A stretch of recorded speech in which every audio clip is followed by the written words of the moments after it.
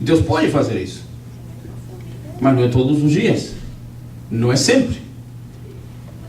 Então, a oração em relação a uma comunicação com Deus, nós vamos ter vários versículos bíblicos e analisar, porque na aula passada eu falei que uma das maneiras pelas quais Deus fala para nós, depois que nos oramos, é através da sua palavra. Não é a maneira, mas uma, a principal, a maior, é a palavra de Deus. Então vamos ler alguns versículos. Vamos começar com João, capítulo 14, versículo 13. A oração é um ato de adoração e comunicação, e inclui a apresentação de nossos desejos a Deus. E devemos orar no nome de Jesus e com a assistência do Espírito Santo. Então é necessário fazermos esse tipo de oração. Esse é o modelo requerido por Deus e apresentado na sua palavra.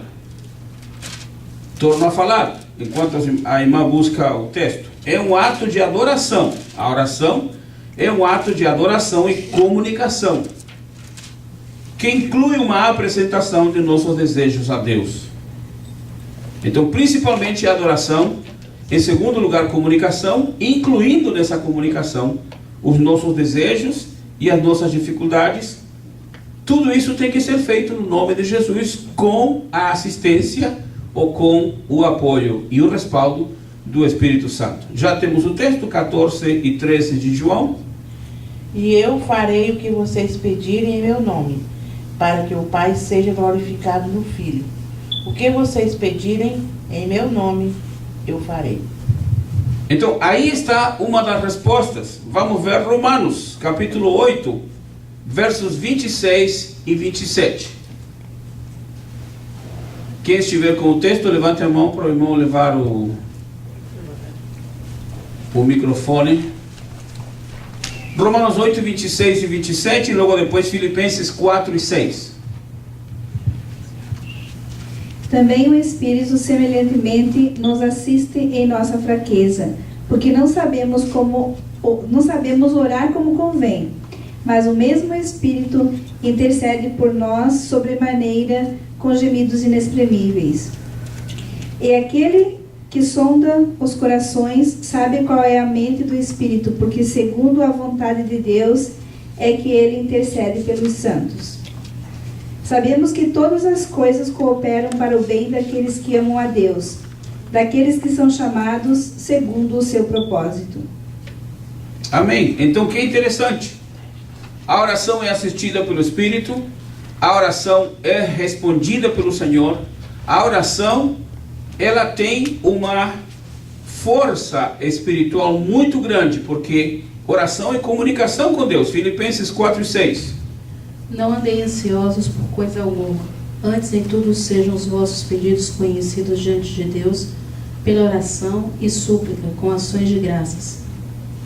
Se analisarmos bem este texto, nos fala que não devemos andar ansiosos por coisa alguma. Sabe o que isso significa no seu sentido geral? No seu sentido completo? Não estar ansioso por coisa alguma. Às vezes nós ficamos ansiosos, desejosos. Às vezes nós ficamos preocupados até. Mas a palavra do Senhor nos ensina para não estar ansiosos por coisa alguma. Antes, ou seja, antes de estar ansiosos, devemos orar ao Senhor. Devemos apresentar ao Senhor a nossa petição, a nossa necessidade. Gênesis 4 e 26. Alguns consideram Gênesis 4 e 26 como o primeiro registro de uma oração pública. Vamos ver. E a Sete também nasceu um filho, e chamou o seu nome Enos. Então se começou a invocar o nome do Senhor. Então, alguns acham que este é o primeiro texto bíblico que fala de uma comunicação direta com Deus, de uma oração. Ou seja, esta seria a primeira oração registrada na Bíblia. Porque desde então começou a se comunicar com Deus, a invocar o nome do Senhor, a falar com Deus. Isso representa o quê? seria o primeiro registro de uma oração pública. A oração, e já falando em relação ao povo judeu e também alguns cristãos, a oração juntamente com o jejum era uma das práticas do judeu piedoso e dos crentes da igreja primitiva. No Antigo Testamento, a oração estava relacionada com o sacrifício no templo, e depois do ano 70 depois de Cristo, os rabinos chegaram a confirmar que a oração era melhor do que o sacrifício. Vamos ler daqui a pouco o Salmo 55, 17. Na sinagoga, a oração ocupou o lugar desse, ou seja, do sacrifício, porque a partir do ano 70 já não houve mais sacrifício. Então havia necessidade de se comunicar com Deus. Embora não existe na Bíblia uma ordem a respeito, o judeu costumava orar ao menos 3 vezes ao dia. Vamos ler Salmo 55, 17 e depois Daniel 6 e 10. O que diz Salmo 55, 17? De tarde e de manhã, e ao meio-dia orarei, e clamarei, e ele ouvirá a minha voz. De tarde e de manhã, e também ao meio-dia. 3 vezes oração. Daniel 6 e 10. Daniel, ao saber que o rei tinha assinado o decreto, foi para casa. No andar de cima havia uma janela que dava para o lado de Jerusalém. 3 vezes ao dia, ele ali se ajoelhava para orar e louvar o seu Deus, como sempre o fazia. Então, esse costume de orar 3 vezes ao dia entre os judeus foi um costume que deu muito certo para eles. Oravam de manhã, ao meio-dia e de tarde, todos os dias. As horas de oração, já falando da igreja primitiva, vamos ler Atos, vai ser Atos capítulo 2, verso 15, Atos capítulo 10, verso 9 e Atos capítulo 3, verso 1. Então, as horas da oração na igreja primitiva eram a 3ª hora, ou seja, às 9 horas da manhã, Atos 2 e 15. Pois estes homens não estão embriagados como vós pensais, visto que é apenas 3ª hora do dia. Portanto, às 9 horas da manhã. A segunda oração era a 6ª hora, que corresponde ao meio-dia. Atos capítulo 10, verso 9. No dia seguinte, enquanto os homens estavam a caminho e se aproximavam da cidade, ao meio-dia, Pedro subiu ao terraço para orar. E a terceira oração era a 9ª oração, às 3 horas da tarde. Atos capítulo 3, versículo 1. Então nós temos biblicamente os horários e os tempos em que o povo orava ao Senhor. Pedro e João subiram ao templo para a oração da hora 9. A hora 9, portanto, às 3 horas da tarde. Agora vamos para o segundo livro de Crônicas, capítulo 6, 34 e Daniel, capítulo 6, verso 10.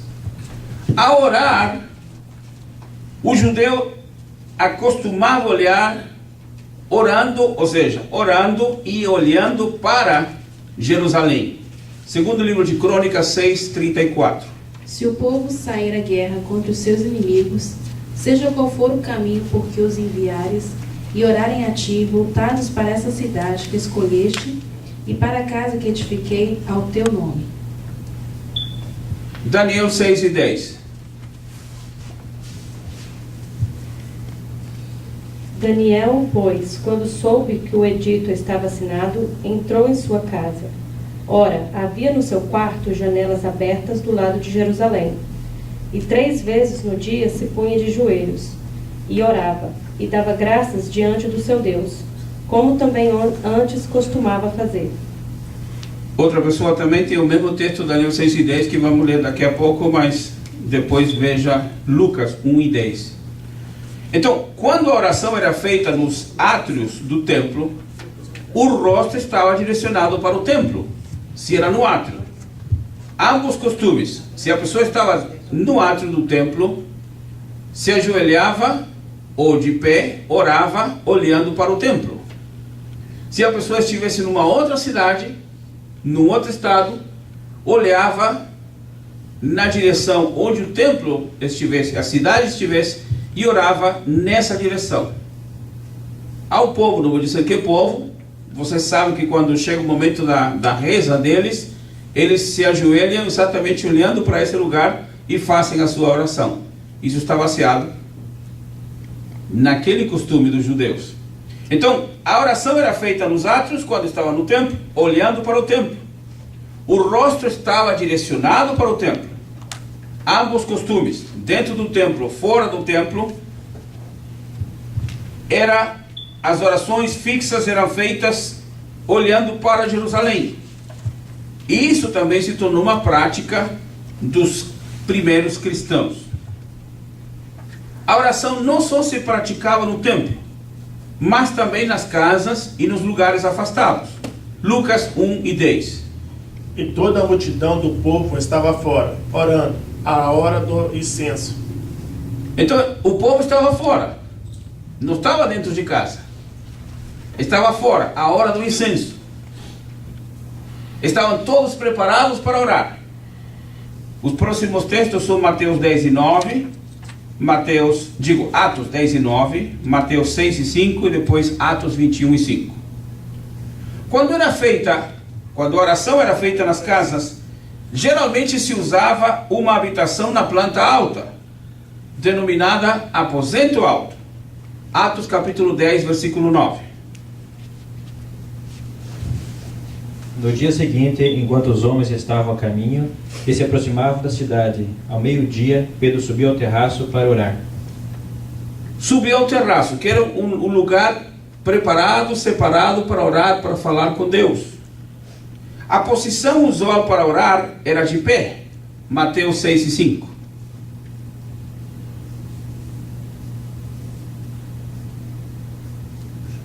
Quem tem Mateus 6:5?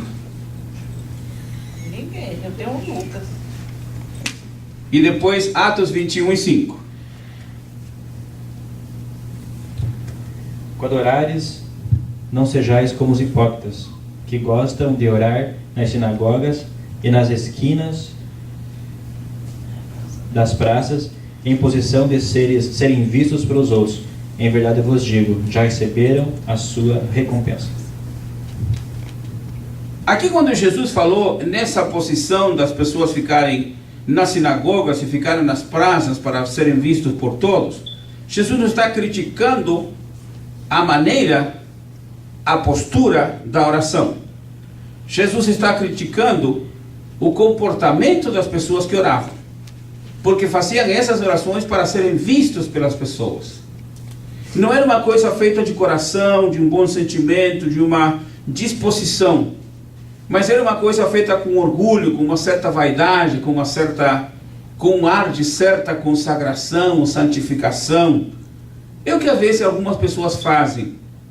Tem pessoas que quando vão para orar, elas vão como que estivessem revestidas de um manto especial.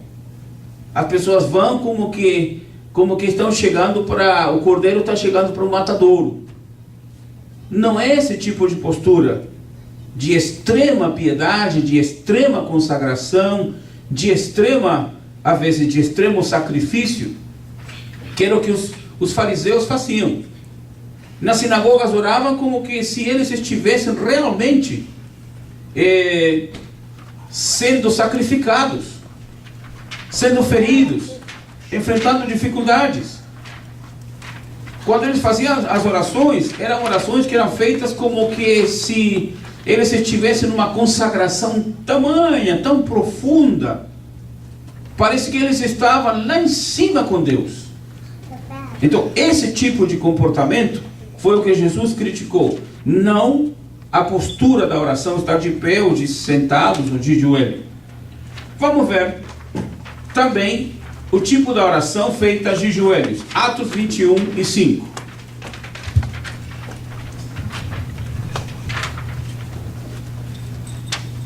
Depois de passarmos ali aqueles dias, saímos e seguimos a nossa viagem, acompanhando-nos todos, com suas mulheres e filhos, até fora da cidade. E postos de joelhos na praia, oramos.